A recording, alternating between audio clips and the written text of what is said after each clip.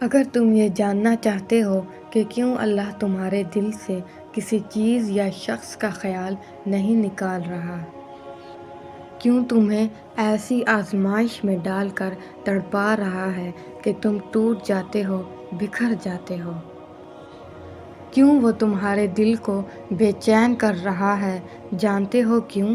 اصل میں اللہ کو جب کسی انسان کا سجدہ کرنا پسند آ جاتا ہے تو پھر اللہ ایسے اسباب بنا دیتا ہے کہ انسان سجدہ کرنے پر مجبور ہو جاتا ہے۔ جب اللہ تمہارے دل سے اس انسان کا خیال نہیں نکال رہا تو جان لو یہ بات، اللہ اس خیال کے ذریعے سے تم سے رابطہ کرنا چاہ رہا ہے۔ تمہاری مانگنے کی طرف اللہ کو پسند آ گئی، وہ رحمان تو بس آزمائش بھیج کر تمہیں اپنے قریب کر رہا ہے۔ یاد رکھو، اللہ تمہارے دل سے کسی چیز کا خیال تب تک نہیں نکالتا جب تک تمہارے نصیب میں اس کے ملنے کی گنجائش رہتی ہے۔ سنو، جب تم ٹوٹ کر اللہ کو پکارتے ہو تو قرآن پاک میں میرا رب فرماتا ہے، میں تو تمہارے پاس ہوں۔ جب کوئی پکارنے والا مجھے پکارتا ہے تو میں اس کی دعا قبول کرتا ہوں۔ تم جان بھی نہیں سکتے کہ جن مشکل لمحوں میں تم صبر کر رہے ہوتے ہو تو اللہ کن کن ذریعوں سے تمہارے لیے مدد تیار کر رہا ہوتا ہے۔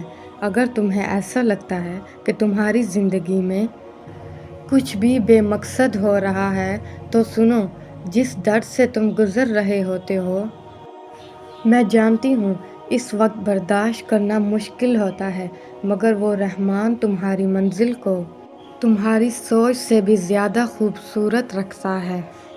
سنو، اللہ کی محبت اتنی خاص ہے کہ اگر تم جائے نماز پر صرف سر جھکائے بیٹھے رہو، کچھ نہ بھی بولو، وہ رحمان تمہاری اس خاموشی کو سمجھ لے گا۔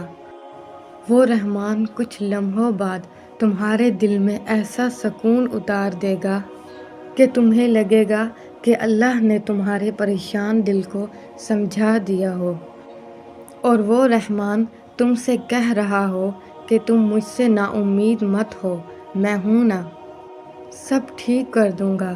یاد رکھو، اللہ تمہاری چاہت سے انکار نہیں کرتا، وہ تمہارا صبر سنبھال کر رکھتا ہے، وہ تمہاری صدائیں رد نہیں کرتا۔